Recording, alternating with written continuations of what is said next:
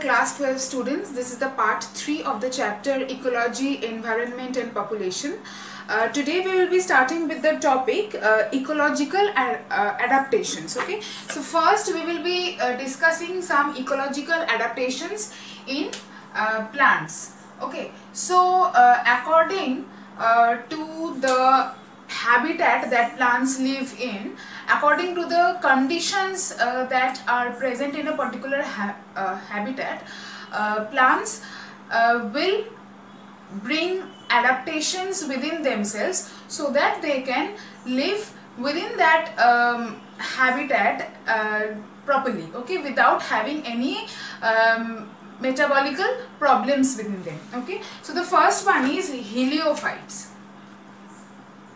So what is heliophytes? What are heliophytes? The plants that can grow freely without any problem in bright sunlight areas, those are known as heliophytes. Okay, so these are also known as sun plants because they have no problem growing under bright sunlight, and since they grow in this particular condition that extreme sunlight is there, they have adapted some changes, physiological changes, so that they can grow in that condition properly. So what are those physiological changes that they have adapted?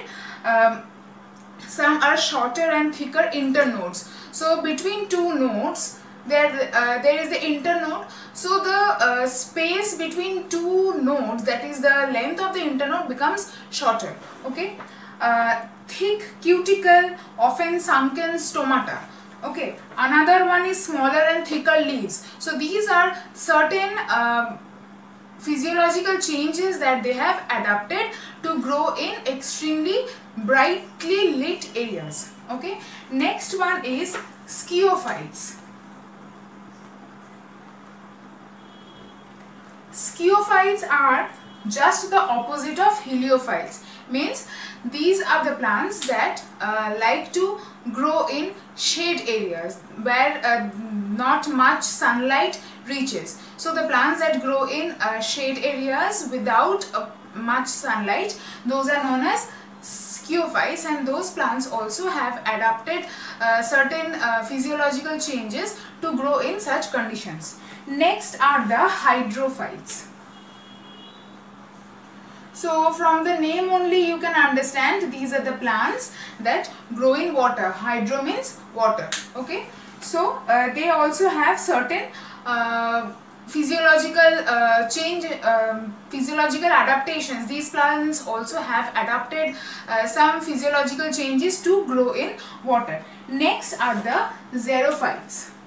You don't have to read the physical characteristics or what adaptations they have taken. You just have a brief idea about what these adaptations are about. Okay, like I said, heliophytes are about the the plants that love to grow in sunlight areas. Sciophytes are the plants that grow in shade areas. Hydrophytes are the plants that grow in water areas. Next, xerophytes, meaning the plants that grow in desert areas. Okay, like cactus, we all know.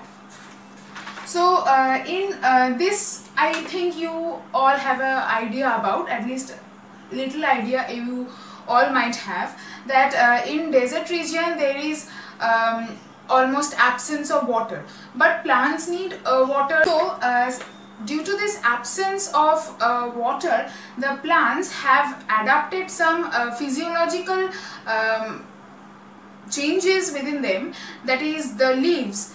The leaves are the sites, main sites of transpiration. Transpiration is a loss of excess water of the plant in the form of water vapor, right? So this transpiration, the main site is the stomata of the leaves. So what these xerophytes have done is that they have modified their leaves into spines. We all know that, right? So cactus have spines on them, and those spines are nothing but modified leaves, so that there is no loss of whatever water they are getting, there is no loss of that water. So these are certain adaptations that that xerophytes have adapted.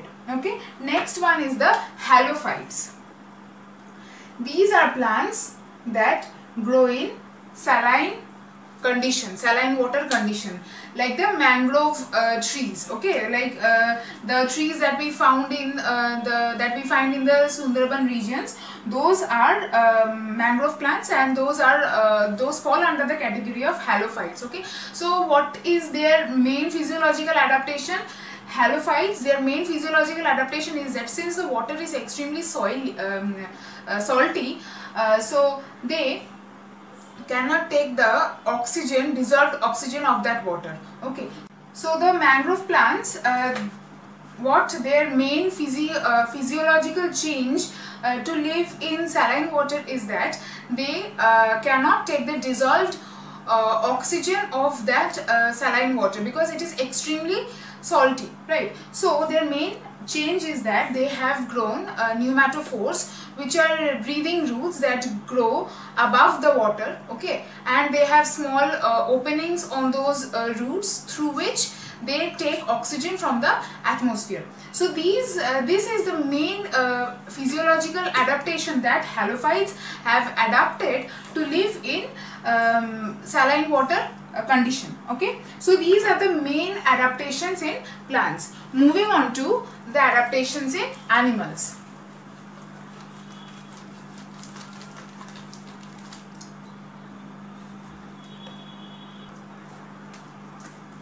So starting with animals. First one is aquatic adaptation. So this is all about the animals that live in water. And the way they have adapted themselves means their physiological features or some organs within their body, that they have adapted themselves to live in this aquatic condition. So suppose a fish has fins so that it can swim through the water. It has gills, it does not have lungs like the animals on the land. So they have gills so that they can breathe underwater. Okay, again they have body coverings, they have scales. Okay, so these are certain adaptations that aquatic animals have adapted. Next one is the volant adaptation. Okay, volant adaptation are undertaken by animals, those who can fly, means those who live an aerial life. Aerial means in the air. Okay, so those who can fly, those adaptations that they have undertaken are known as volant adaptations. Certain adaptations include that they have their wings, the wings have feathers, and their body weight is extremely light so that they can fly. Okay, and they have their body contour, means the shape of their body, the streamlined body they have. Okay, so that, and with the pointed beaks, so that they can live their aerial life properly without any difficulty. Okay, so next one is the desert adaptation. When we talk about desert, the most common animal that we can think of is the camel. So what are the adaptations that a camel has adapted?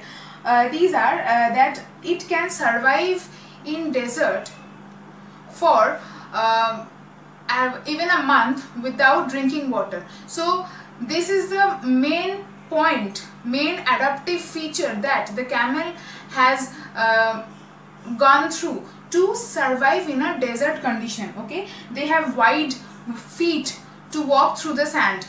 The sand is extremely hot due to the temperature and the sun. Okay, so they have wide feet so that they can walk through the sand. Okay, they have 2 rows of long eyelashes. So eyelashes are needed so that there are certain storms in the desert areas. Okay, so if there is a storm, they cannot just hide in some place, right? Because there is no place to hide in a desert.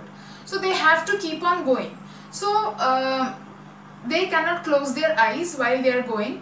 So those eyelashes save their eyes during those storms, and they can keep their eyes open even in those terms with the help of those 2 rows of long eyelashes. Okay, so these are certain adaptations that the camel has undergone.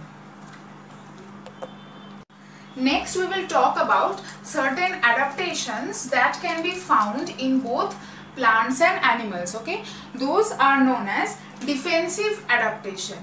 Means it is they have adapted ways to defend the climatic conditions that may be of 2 types. Okay, first one is adaptation to extreme cold.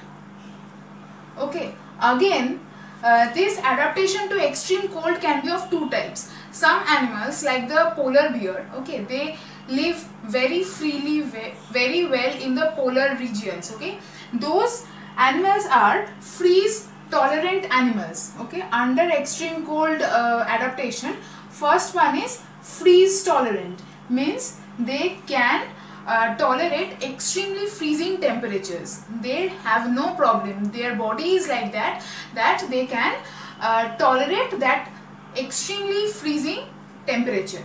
Okay, the other one is the freeze avoiding or freeze avoidant animals,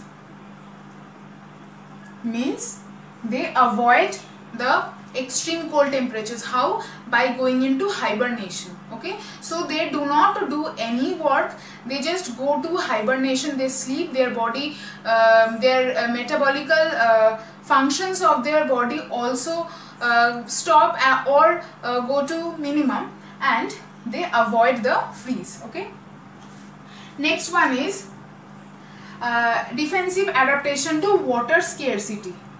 So these are certain, these 2 are the main 2 of the main or common problems that animals or plants may come across. Okay, so for both of these they have 2 varieties again. So for the cold, one type of defensive mechanism is freeze tolerant, another type is freeze avoidant. Same for water scarcity, first one is drought evader,